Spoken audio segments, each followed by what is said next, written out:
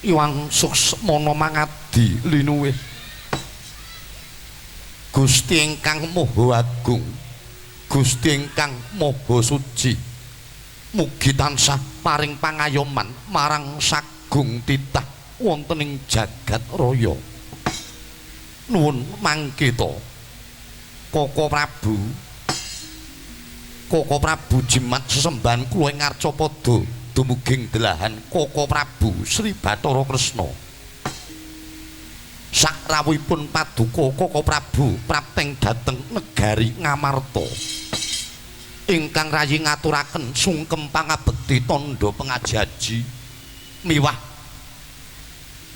puja pangastuti mugi kunjuka wonten ngarsanipun paduka Njeng Koko Prabu Sri Bathara Kresna jagat wasane Bathara wae Bathara jagat Yayi Prabu nuninjih sareng kalangkung bingah raos sing manah kula sareng nampi pambage panakrami saha nyuwun pangapunten sungkem pangabekti saking paduka Yayi Prabu Samyaji inggih Yayi inggih perkawis sungkem pangabekti paduka nuwun pangapunten boten kula tampi dawah sesami-sami dasaripun anggen kula sowan saking negari Ndarawati tebih saking sangsaya ginanjar kanugrahan kasarasan kabagyan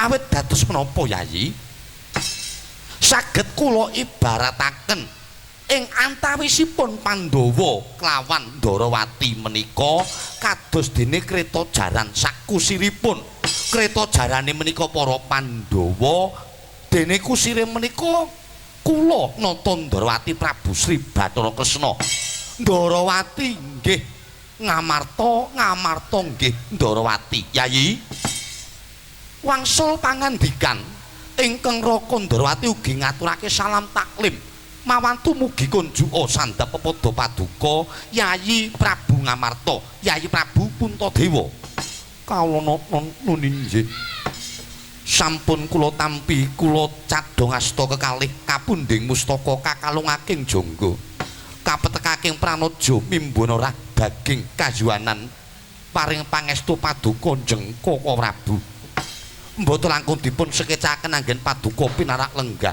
duh Koko Prabu kawula nuninggih Yayi kados mboten kirang sekeca anggen kula marak seba wonten ngarsanipun paduka Yayi Aji wah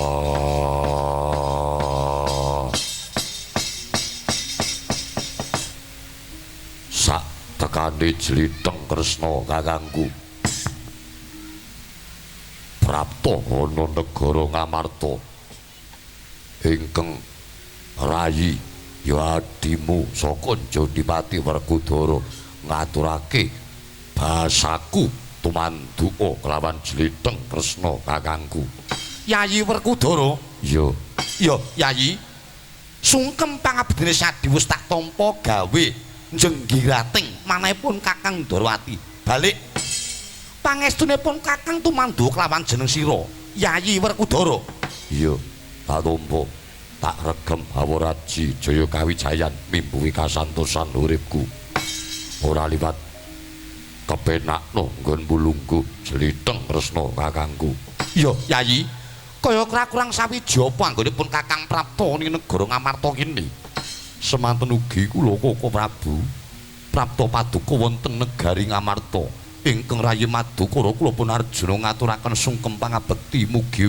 kunjuk Koko Prabu jagat wasane Bathara inggih Yayi Janaka kawula nuninggih iya Yayi ndadekake gembiraning manahipun Kakang Ndarawati nggonmu ngaturake bekti wis tak tampa ora liwat pangestunipun Kakang tumrapo kelawan Syadi kawula nuninggih mboten langkung dipun sekecaken anggen paduka pinarak lenggah Koko Prabu iya Yayi kaya ora kurang sawiji apa anggonipun Kakang Prapta ing negara Indraprasta kene Koko Prabu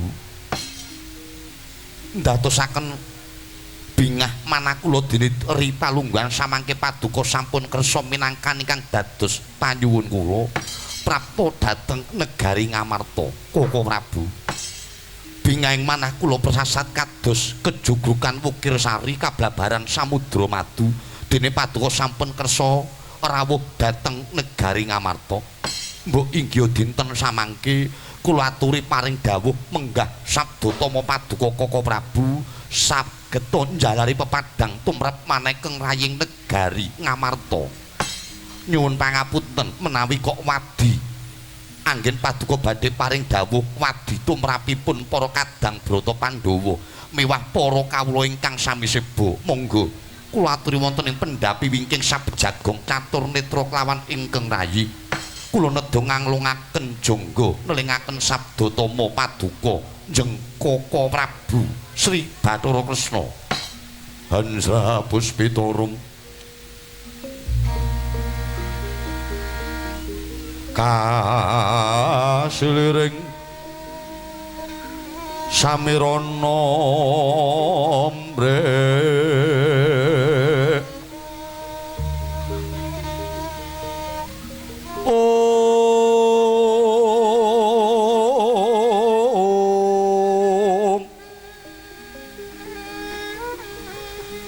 sekar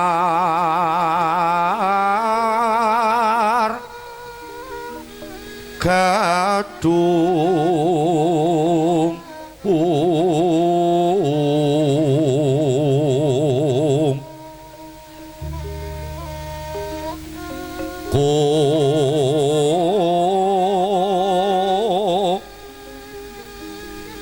ngas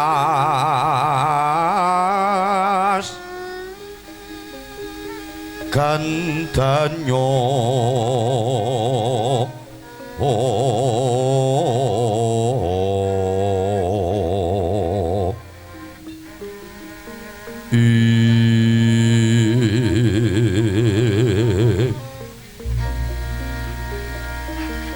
kemaweh raras arat naning triya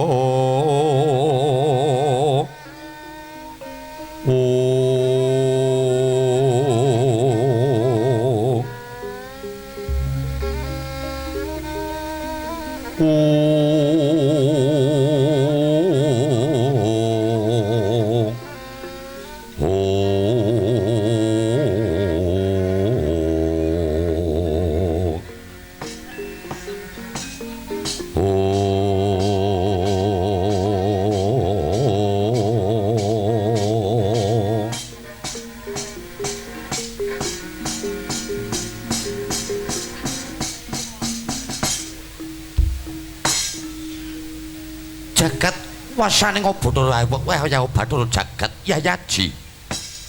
Sareng kula nampi dawuh saking Paduka Yayi Aji menapa to darunane Ripalungguhan samangke ingkang Raka Ndarawati kapuresuwan dhateng negari Ngamarta nyuwun pangapunten semunipun malah kula gentos nderek miterang. Anggen Paduka sampun kepareng utusan gandhek sakembaran nalika 7 dinten kapungkur. Nyaosaken nawala bilih Ripalungguhan samangke kula kapuresowan daya-daya.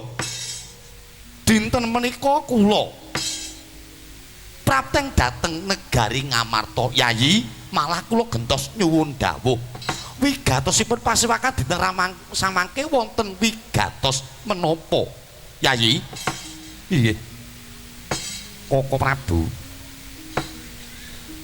dinten samangke rene Paduka sampun kersa rawuh lan lenggah ingkang sekeca nyuwun sewu kula sekadang dinten menika badhe nderek miterang awit saking jibek bebek manekeng rayi negari Ngamarta. Dinten samangke kula sekadang rumangsa bingung mboten tentrem penggalipun. Mila kula nedha nyuwun pewarah sarta wewangson pitedah saking Paduka Njeng Koko Prabu kados pundi saged ngupadi katentreman lair batos Koko Prabu. Welah dalah Yayi kagiat manah kula tembe kemawon kula sowan ngarsa Paduka lajeng disuwuni pirsa dijaluki panemu ngrembug perkara katentreman. Inggih awit saking pangraos kula paduka menika kadang kula kapernah sepuh dasaripun dados pangayomanipun para Pandhawa ugi sampun menep ing reh samubarangipun mila mboten nami mokal menawi kula nyuwun pewarah sarta pituduh margining katentreman Koko Prabu. Yayi nyuwun sewu ngrembug perkawis katentreman menika sejatosipun katentreman menika namung dumunung saking pakarti lan tumindakipun kiyambak-kiyambak. Tegesipun mekaten Yayi. Manungsa menika saged manggih tentrem miwah rahayu. Kalih saking rubeda menapa bagya mulya ing donya prapteng dalan menika janji manungsa menika saged meper dhateng hawa nafsunipun trima lan uga trima dhateng panduming Gusti menika Yayi. Inggih Koko Prabu. Lumrahe tiyang tentreming menungsa menika janji saged trima dhateng panduming pangeran, saged trima lahir batin kanthi linambaran ikhlas menika ingkang den arani tentrem. Yayi Prabu, kula lajeng kemutan, kula lajeng eling menapa ingkang sampun didhawuhaken para pinter, para alim, para ulama menawi manungsa badhe nggayuh katentreman, manungsa badhe nggayuh kelawan kabagyan menika kedah trima dhateng pandum. Ujare tiang pinter, ujare para winasis, perkara trima ing pandum Yayi, kula lajeng kemutan tembang utawa lagune bocah cilik sing nalika dolanan sore-sore menika. Gayuh katentreman, gayuh mulyaning urip saged trima dhateng ing pandum. Kula menika lajeng kemutan kula kelingan lagu utawa lelagune bocah sing nalika dolanan sore-sore nika. Dayowe teka gelarna klasa, klasane bedah tambalen jadah, jadahe mambu pakakno asu, asune mati guangen kali lan sak piturute. Menika minangka dadi kaca brenggala, menika dados panutan, dados pangiling tumrape menungsa ingkang tumitah wonten ing jagat raya ingkang cinipta Gusti Kang Mahanasa Yayi. Inggih, Koko Prabu inggih. Lagune bocah cilik sing nalika dolanan sore-sore nika niku dados perlambang, dados kaca brenggala. Dayowe teka gelarna klasa. Ngerti lek klasane bedah lali karo dayoh sing teka, mung mikir perkara klasa sing bedah. Banjur arep ditambal karo jadah, weruh jadah mambu, lali karo klasa bedah, mung mikir karo jadah mambu. Arep dipakakne asu, weruh asune mati, lali karo jadah mambu, mung mikir piye carane ngguwang asu mati. Diguang nang pinggir kali, weruh kali banjir, banjur lali karo asu sing mati, mung pikir perkara kali sing banjir menika dados perlambang, menika mujudake menungsa sing solan salin kekarepan, solan salin wewujudan. Pun dados jamak lumrahe Yayi, menungsa urip ana ing alam padang diciptakne tinitah dening Gusti Kang Maha Kawasa. Menika boten wonten maremipun, menika boten wonten cukupipun. Gadah setunggal pengin kalih, gadah kalih pengin gangsal. Duwe iki pengin kae, duwe kae pengin kaya ngono. Menungsa menika solan salin kekarepan, solan salin wewujudan. Paribasane ngibaratipun jagat menika badhe dene emperi. Nggih napa mboten Yayi? Inggih, Koko Prabu inggih. Lah menika Gusti Kang Maha Kawasa menika sampun nyiptakne kelawan umate menika sampun pinanta-manta. Sampun pinesti dening Gusti. yen kepengin uripe ayem, kepengin uripe tentrem, kedah trima dhateng Pandum. Yen pancen kok gesang kula, urip kula menika namung cekap semanten utawi kados mekaten pun dipun syukuri nikmat saking Gusti menika. Lah lek solan salin kan dados kekarepanipun. Menika mboten badhe rampung. Rampunge menungsa menika janji pun dilebokne kotak, njur dipendhem sakjroning lemah. Menika pun paripurna sowan ngarsaning Gusti bakal nampa pengadilan saka Gusti Kang Murbeng dumadi, Yayi. Inggih, Koko Prabu inggih. Ngaturaken gunging panuwun ingkang tanpa pepindhan awit saking wewarah paduka saged damel lejaring manah. Namung kemawon Koko Prabu dinten menika ingkang rayestu ngraosaken ribet ingkang damel rusaking pikir mboten ngemungaken kula pribadi nanging juntrungipun anjog dhateng Kadang Pandhawa lan sedaya para kawula dasih. Lho nuwun sewu, negari Ngamarta menika wonten menapa, Yayi? Koko Prabu, menapa paduka mboten ngawuningani, menapa paduka mboten mireng pawarta dhateng sagung kawula dasih. Sampun wonten gangsal sasi etangan kula negari Ngamarta kados nampi welaing jagat pacoban saking Gusti, nampi bebendu kang tumanduk ing praja Ngamarta. Kathah kawula nemahi pepati bebasan injing sakit sore ketiwasan, sore nandang lara injing kapraloya. Koko Prabu sampun boten kirang-kirang anggen kula budidaya ngrawakaken para brahmana wiyas-winasis sewa sugata miyang para alim ulama supaya nambak rengkaning praja. Parandening kang katindakake cabar wigar mboten antuk asil napa-napa. Sinten malih ingkang pantes kula sambat sarta kula sebuti kajawi namung paduka Njeng Koko Prabu Kresna pangayoman kula. Dasar kapasang yogya rawuh paduka mboten mantra-mantra prasasat pangit jawante Sang Hyang Jisnu ingkang bakal paring pepadang lan andum kabagyan tumraping praja Ngamarta. Duh Koko Prabu, gandeng samangke paduka sampun kepareng rawuh wonten praja Ngamarta dinten menika borong kula pasrahaken dhateng paduka Koko Prabu amrih pajaring swasana negari Ngamarta. Weladalah jagat wasisane Bathara Waya Bathara jagat Yayi Prabu kadangipun Kakang inggih Yayi inggih.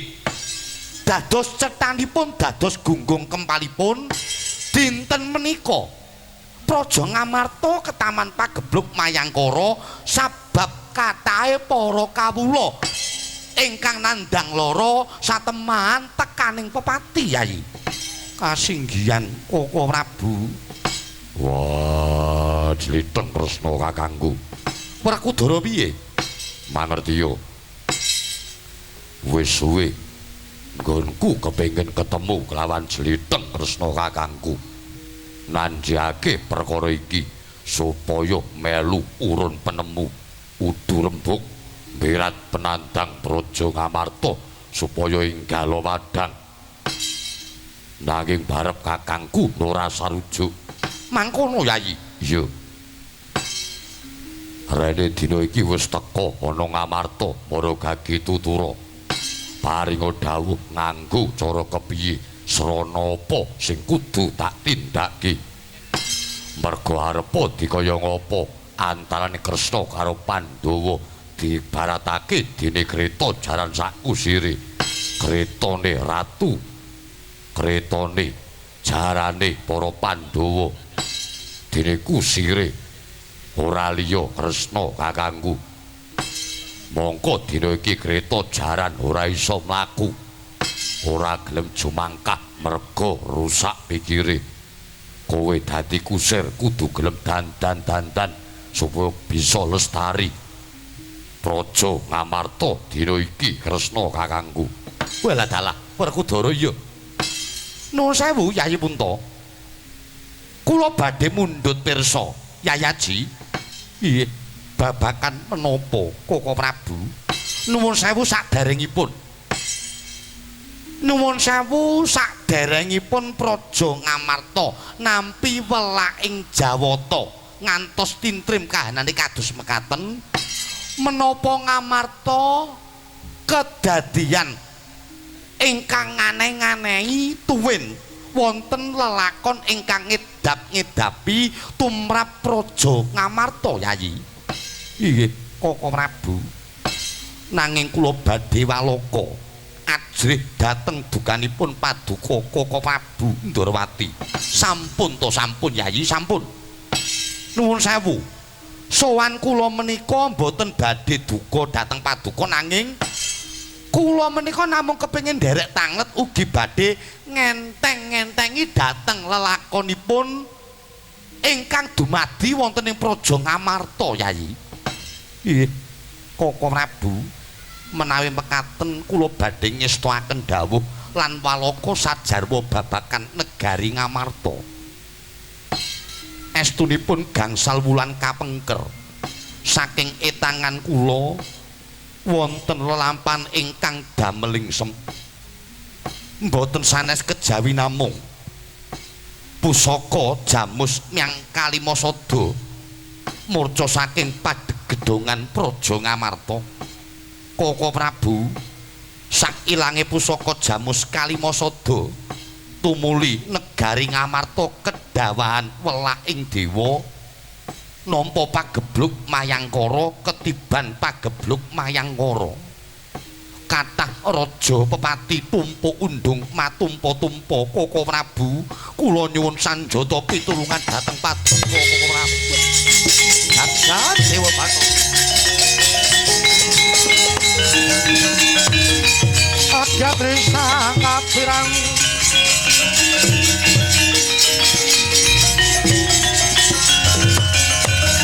rinangkul kinempe kamtuk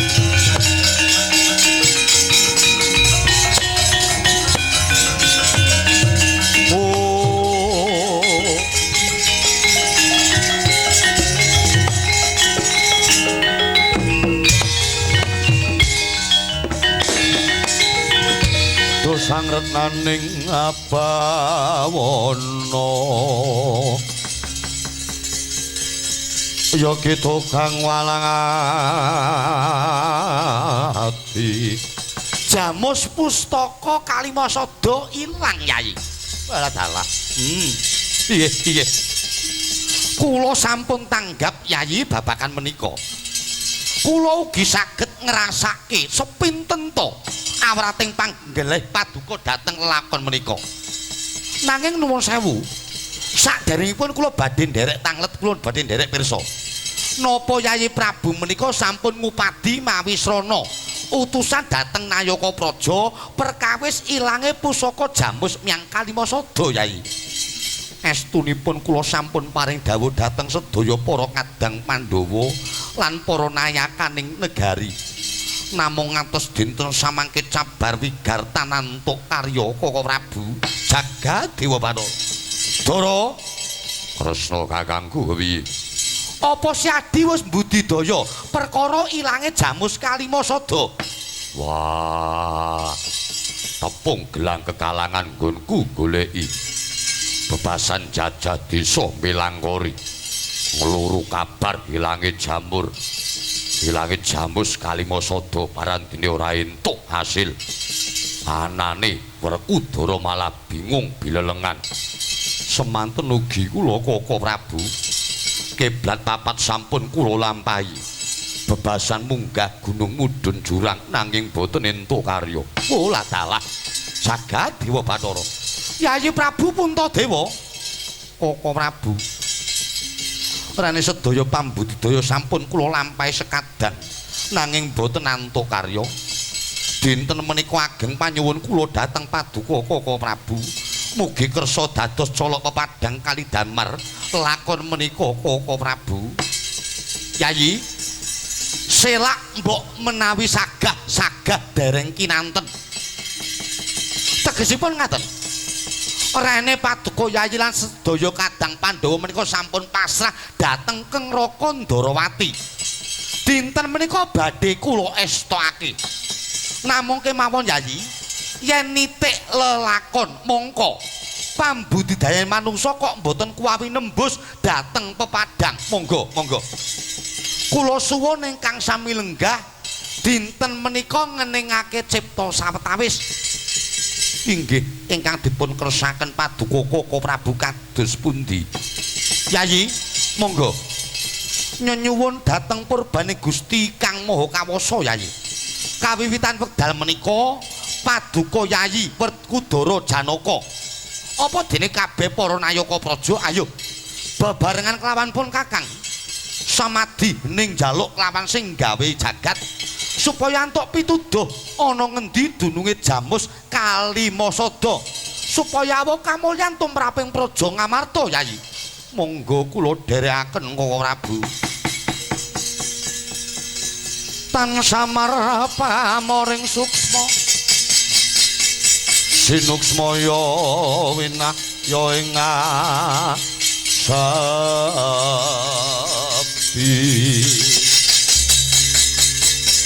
sumimpen talanging kalebu pambukaning warana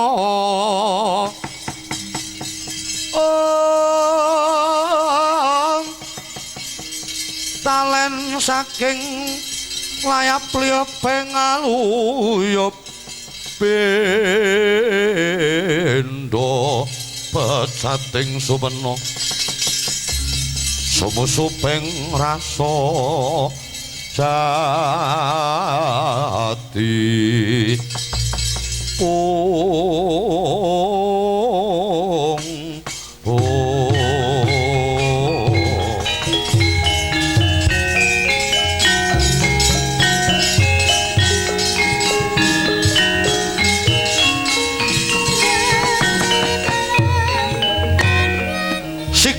laku semedi Nalindra Ndarawati sangya para Pandhawa sedakep saluku juga nutupi babahan hawa sanga tingkem kang netra mandeng pucuking grana kusika liyep layaping aluyut pindha pesating supena sumusuping rasa jati jati-jatining Nata Ndarawati ngatas mring dewane Gosap njaluk pituduh ngarsane Gusti ngendi dununge Jamus Kalimasada ingkang katemben sirna durung nganti kedheping paningal katrima pamintane Ratu Ndarawati satemah jugar nggenya semedi gawe geger wal kadang Pandhawa.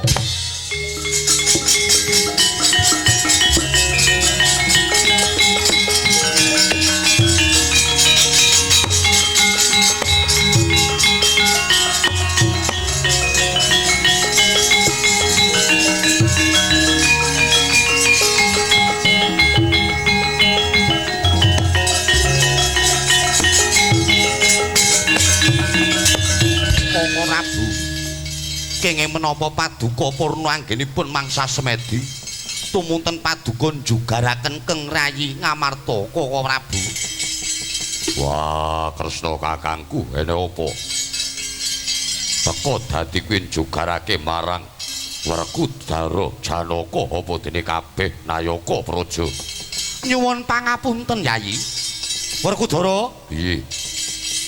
Arjuna kula wonten dawuh Koko Prabu. Lerena sawetara aku tak matur ana ngarsane Yayi Prabu Puntadewa. Inggih, monggo Koko Prabu. Yayi, nyuwun sewu nyuwun pangapunten ingkang agung. Kula menika sampun matur marambah makaping-kaping Yayi. Inggih, Koko Prabu. Bilih sejatosipun para Pandhawa kersa mbudidaya kanthi cara lampah semedi, buktinipun samangke dereng dangu kula sampun angsal pepadang tumrape pusaka Jamus lan Kalimasada. Menawi paduka sampun angsal pituduh lajeng pusaka Jamus Kalimasada sakmenika wonten pundi Koko Prabu? Wah, pusaka jimat Kalimasada ana ngendi? Yen pancene wis cetha babane paringa dawuh. Engko Werkudara dhewe sing bakal marani. Werkudara, Piye? Arjuna, Kula wonten dawuh Koko Prabu. Yayi Puntadewa, Nggih, wonten timbalan ingkang kadhawuh. Jebul ilange pusaka Jamus Kalimasada ora kok jeneng mung ical menika mboten Yayi. Uga mboten murca saking kersane kiyambak nanging jebulipun pusaka Jamus Kalimasada menika kacidra duratmaka. Ana sawijining maling aguna ingkang wis wani nyolong pusaka negara Ngamarta Yayi. Koko Prabu paringa dawuh pustaka Jamus kacidra duratmaka. Inggih Yayi inggih. Wah. Yen pancen Kresna kakangku wis entuk keterangan ingkang gumathuk saka para dewa lan ngerti sapa malinge Maragage kandha karo Werkudara. Mengko aku sing bakal nyekel maringi. Tak gawane ning Ngamarta supaya entuk adile hukum saka tatananing negara Ngamarta. Mengko dhisik Werkudara. Sadurunge aku tak takon karo kowe. Maragage takono. Yen Siadi mengko tak kongkon nyekel maling iki mau, kira-kira penake maling iki mengko nganggo cara kepiye? Kira-kira maling iki engko dihukum nganggo cara kepiye? Apa nganggo cara adile negara utawa nganggo cara adile Werkudara? Merga sak ngertiku, hukum negara kuwi beda karo hukume Werkudara. Yo, pancen beda. Bedane nggon apa? Bedane kuwi yen Werkudara kudu adil. Utang brana picis nyaure kudu brana picis. Utang dhuwit nyaur dhuwit, utang lara nyaur lara. Utang wirang nyaur wirang. Utang nyawa kudu disaur nganggo nyawa. Bagus, bagus. Saiki malinge yen saka panemune Werkudara kuwi duweni utang apa Werkudara? Utang nyawa. Dasarmu Pusaka Jamus dicolong karo maling iki mau. Ora jeneng percaya utawa gugon Tuhan. Ning wis dadi bukti nyata bola-bali. Janji Ngamarta kelangan Jamus mesti kahanane dadi tintrip. Kawula cilik padha nemahe kasangsaran dadekke raja pepati. Dadi saka panemune Werkudara. Sing maling pusaka Jamus Kalimasada iki duwe utang nyawa karo wong negara Ngamarta. Upama kok maling mau dipasrahke Werkudara, wah mesti tak pateni. tok pateni. Yo tak pateni. Kuwi tenan. Tenan. Lahir batin. Lahir batin. Lah yen malinge kok kawula negara Ngamarta. Ora mawas wong Ngamarta.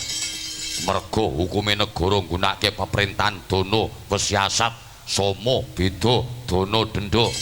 Lire Ora nyawang dulur para kawula lan uga putra sentana yen pancen kanggona luput kudu dipatrapi pidana. yen ngono upama sing nyolong mbuh sedulur, mbuh kadang, mbuh anak utawa kawula mesti bakal kena pidana. Ya malah bakal tak pateni merga wis dadi hukume Werkudara. Yen ngono dina iki seksena.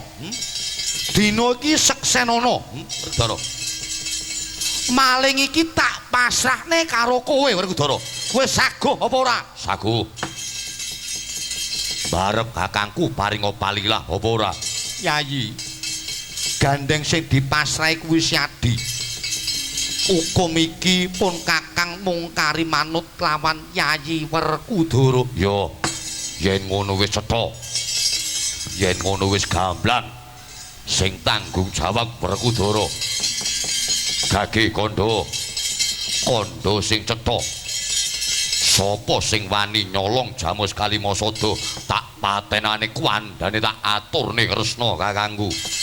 dadi bukti yen to Werkudara ora mencla-mencli guneme. Yen si Adi wis saguh mateni supaya dadi pengantep-antepipun Kakang mara gage kowe sumpah. Kowe sumpah Werkudara. Yen kowe mengko bakale saguh mateni maling iki mau. Yo aku bakal sumpah. Disekseni kiblat papat segara gunung isi ning sak jagat. Dadi seksi sumpah Werkudara. Maling iki mau yen nganti kecekel wah bakal tak pateni. Werkudara, Apa? sing nyolong Jamus anakmu dhewe Abimanyu, Dimas.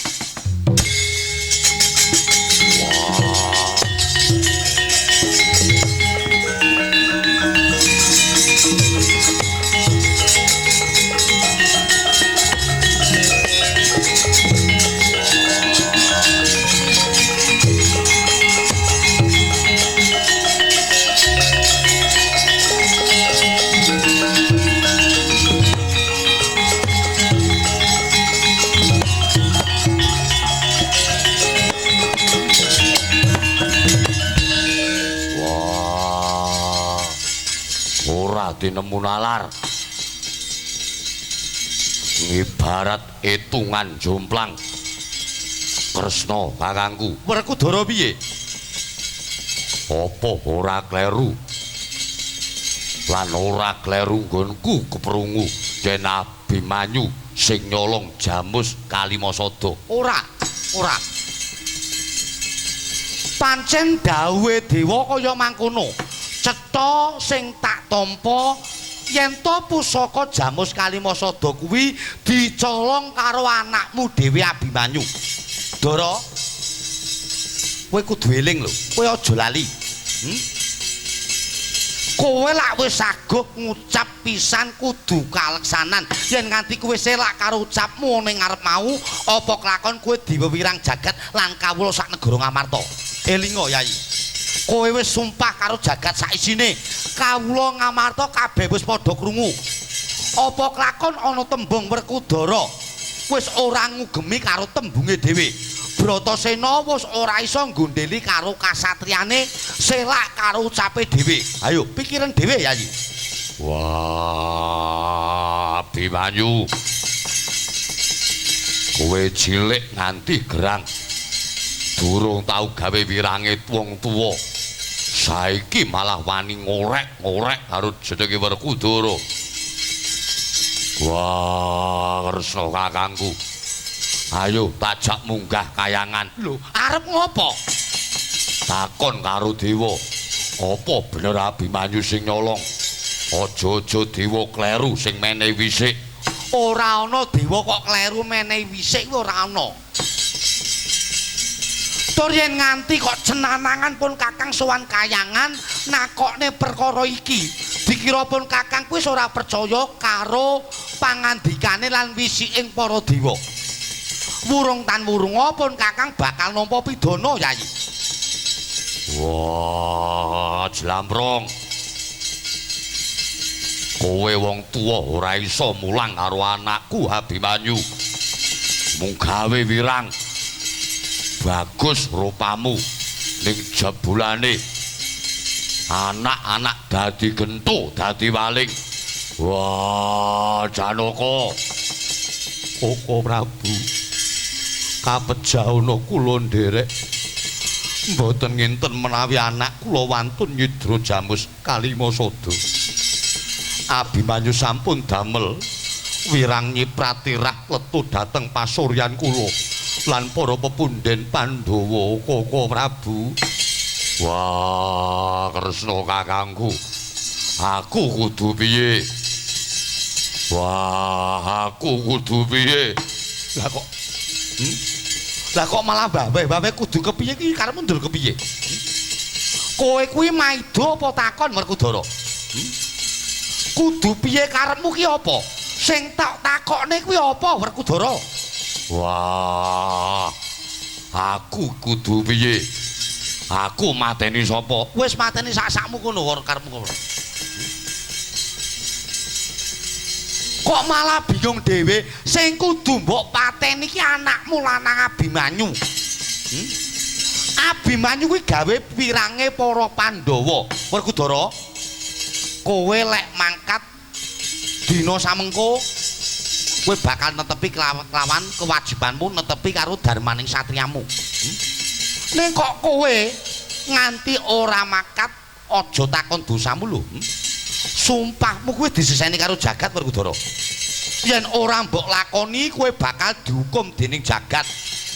Wong dihukum karo jagat kuwi sengsara Werkudara. Ditutup lawanging kasmulyan, ditutup lawanging kanugrahan saklawase, ora ketrima uripmu tur maneh bakal nandang sengsara saklawase urip. Uripmu diece karo para kawula, dipaido karo wong sak negara. Lah yen cara aku Werkudara, yen cara pun Kakang Darawati, tinimbang kawula sak negara kabeh padha nemahe pepati, mung merga ngeboti nyawa siji nyuwun sewu. Luwung tak tegakne ning nyawane wong sak pirang-pirang, wong sak negara Ngamarta iso dikukup Werkudara.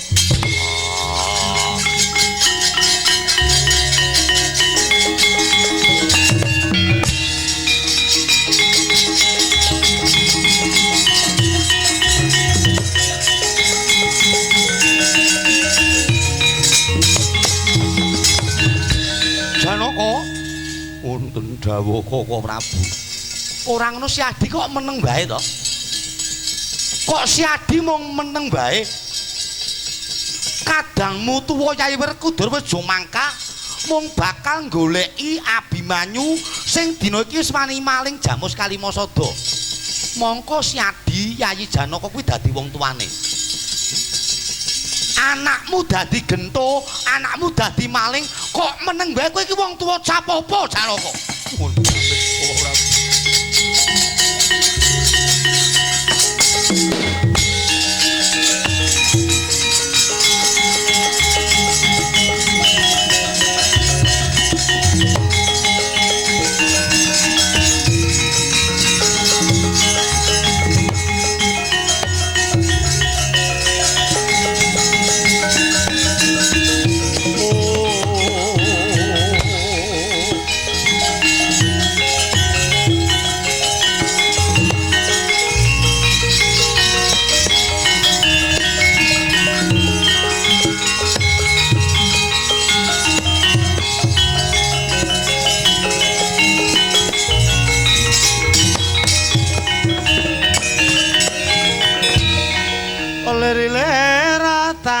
Nendure awasumil lera ijo raya ya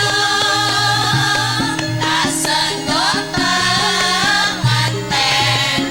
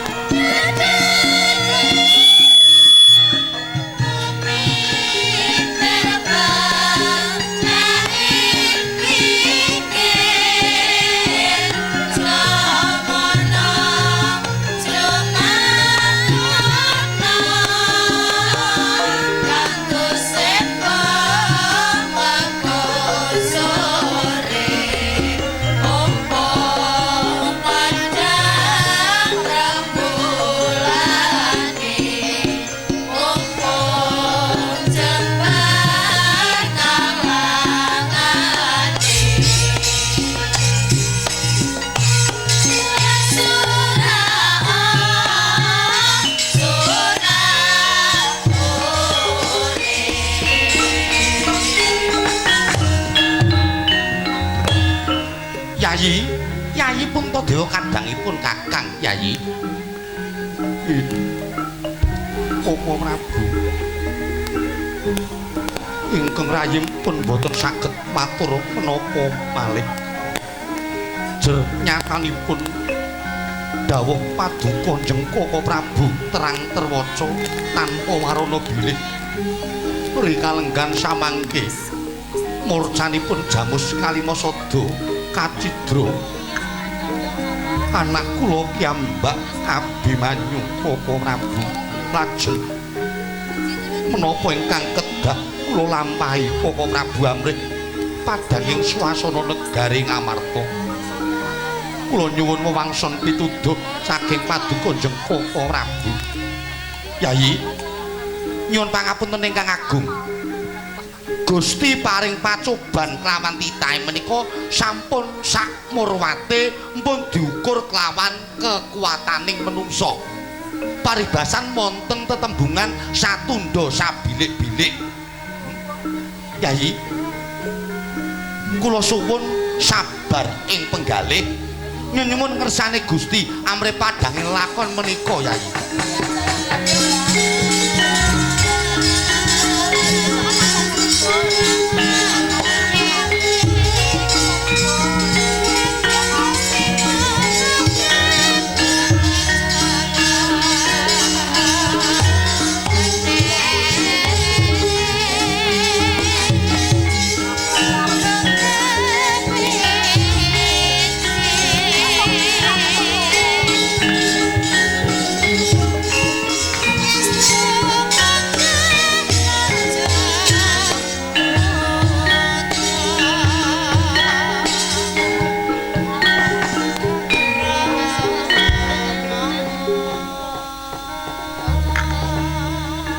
Kaka Prabu terang terwaca menapa ingkang dados dawuh paduka Jengkaka Prabu dinten menika nyuwun pangapunten kalilanana kula mungkuraken pasewakan sawetawis kula badhe manjing sanggar palanggatan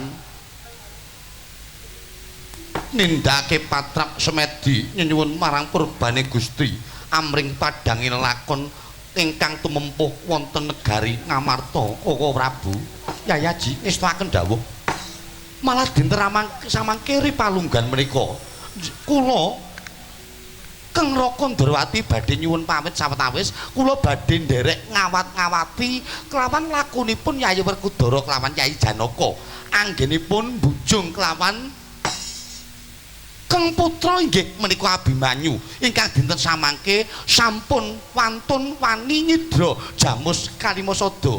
Kaka Prabu purba wasesa sakwetahipun kula pasaken dhateng paduka Jengkaka Prabu.